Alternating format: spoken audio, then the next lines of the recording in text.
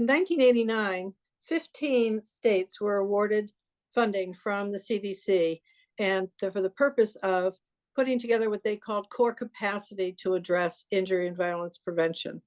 And that was a competitive process. So there were 15 states funded, of which Maryland and Oklahoma were two of them. And we were addressing all the issues that are components of a statewide injury prevention program, including surveillance, education,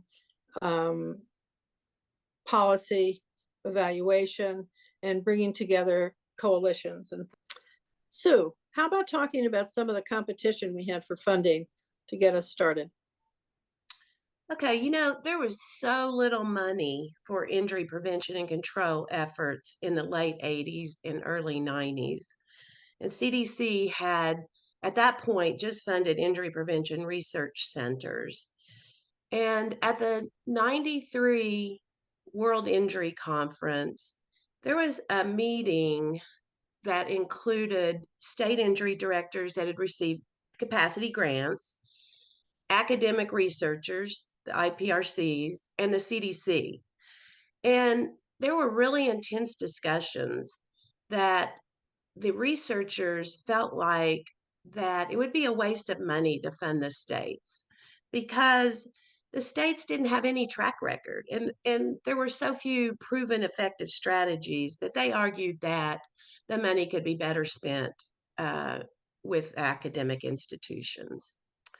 But we continued on our way in developing this national organization in 93. We created our name. We elected Ellen as the first president, and I was elected treasurer. And we went ahead and with a pro bono attorney in Michigan, we went ahead and incorporated. And we created a temporary national address in Oklahoma because I was the treasurer. And we got a bank account and we got an account manager. And then CDC ultimately did put out an RFP for a national organization supporting injury prevention efforts in all states. And the state and territorial injury prevention directors were awarded the funds.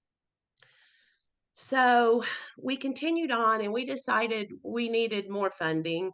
And so we created a very modest membership fee to the states. And we asked all the grantees to contribute to that. I think it was $100. And then we began contacting state state health directors to promote the idea that injuries were a problem and that they needed a state injury program and that they needed to join STIPTA with that $100 and create a person dedicated to injuries in their state. And that person could be the state injury representative. So Ellen, let's talk about how these few very dedicated injury directors, what they did before we got funding. Thanks, Sue. I think that it's really quite amazing the amount of efforts that people put together or put out to create this organization. And all the work that was done from their standpoint on a pro bono option as well. And people were just really dedicated to the idea, and we're very much at health departments very much into partnerships. And so I think that we were being partners to each other in the states, but also partners with local organizations and state, federal organizations. And I think that was one of the reasons that we were so successful in putting together this organization. And it took us a little extra time, as you were saying, Sue, to get either MCH directors or state health directors to come on board and join us to create this organization. But there were a lot of extra efforts done over and above grant funds. And for those states that weren't funded, they were still putting in time and effort to helping this organization come together. And importantly, those injury prevention directors, or a few of them, actually wrote the grant to get the funding for STIPTA from CDC. And Right, they took their own personal time, independent of their other duties, and wrote that grant. right. Nights and weekends, as I recall. Yeah. Yeah.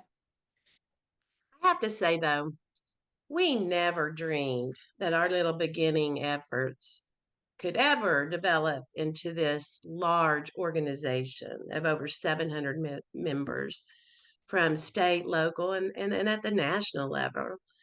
This organization has blossomed truly beyond our imaginations. And I just want to say what a great job the organization and everyone that followed us did to create such a dynamic, expansive organization. It's really impressive. Yeah, and we had so much dedication. I mean, it just was really phenomenal to see, how people work together to the benefit of the whole. So I think you're right, Sue.